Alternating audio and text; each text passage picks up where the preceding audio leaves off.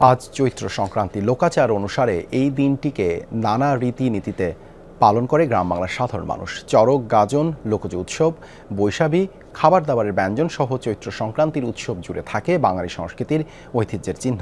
কালের বিবর্তনে এখনও টিকে আছে এসব, তবে বাংলা ও বাঙালির এসব ঐতিহ্য ভালোভাবে টিকিয়ে রাখতে নতুন প্রজন্মকে আগ্রহী করতে হবে, তাই বাড়াতে হবে চর্চা, বলছেন সংশ্লিষ্টরা। হোসেন শাহিদের প্রতিবেদন, ছবি তুলেছেন Delwar Hossain. Walton air conditioner exchange অফারে স্প্লিট এসিতে 23,000 টাকা পর্যন্ত নিশ্চিত ছাড়।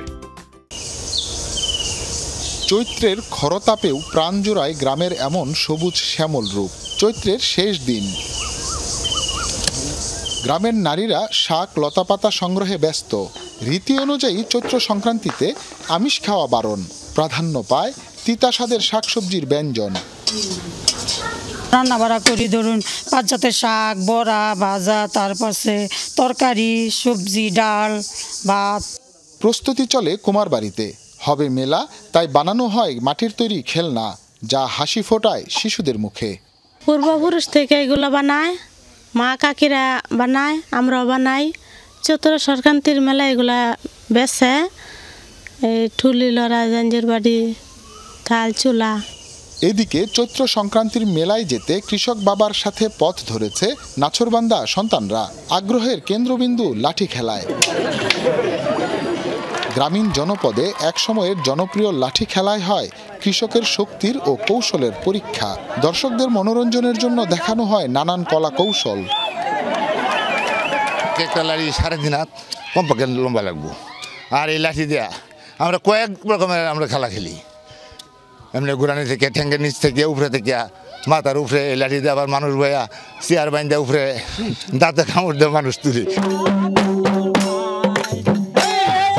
বাঙালির এমন উৎসবে গান বাজনা হবে না তা কি হয়? ঘেটু জারি সহ ভিন্ন ভিন্ন আয়োজন থাকে বাংলা বছরের শেষ দিনে। গ্রামীণ প্রাকৃতিক ঐতিহ্যগুলি, এই ঐতিহ্যগুলি একদিন আর থাকবে না, পাওয়া যাবে না, খুঁজেও পাওয়া যাবে না। যারা বয়স্ক মানুষ দেখছে তাদের মনে কিন্তু এগুলির জন্য কাঁদে। বাঙালির যাপিত জীবনের যে চর্চা, সেটা ঐতিহ্য এবং আভিজাত্যের, আর এই চর্চাগুলি পুনরুদ্ধারের জন্য আমাদের মূলত উদ্যোগ প্রয়োজন।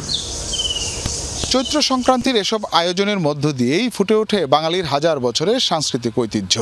তবে ডিজিটালাইজেশনের এই যুগে নতুন প্রজন্মের কাছে বাঙালির এসব ঐতিহ্য তুলে ধরা এবং চর্চা করাই এখন বড় চ্যালেঞ্জ, বলছেন সংশ্লিষ্টরা।